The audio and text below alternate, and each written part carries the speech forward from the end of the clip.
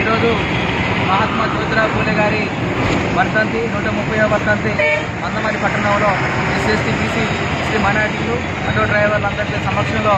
చేయడం జరుగుతుంది. మరి ఏదైతే మహాత్మా జ్యోతిరావు పూలే గారు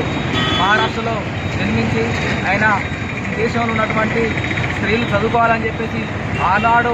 అనేకమైనటువంటి మూఢనమ్మకాలు ఉన్నటువంటి పరిస్థితుల్లో మరి జ్యోతిరావు పూలే గారు స్త్రీలు చదువుకోవాలని చెప్పేసి హితాంతులు మళ్ళీ పెళ్లి చేసుకోవాలని చెప్పేసి ఆ రోజు బ్రాహ్మణుల ఆధిక్యత ఎక్కువ శాతం ఉన్న సందర్భంలో ఎస్సీ ఎస్టీ బీసీలకు చదివే లేకుండే మరి ఆ రోజు ఆ సందర్భంలోనే జ్యోతిరావు పూలే గారు పాఠశాలలు ఏర్పాటు చేసి సేవా కార్యక్రమం చేసి ఇవాళ మహాత్మా జ్యోతిరావు పూలే రిజర్వేషన్లకు ప్రధాన కారణం ఆ రోజు సాహు మహారాజు తన యొక్క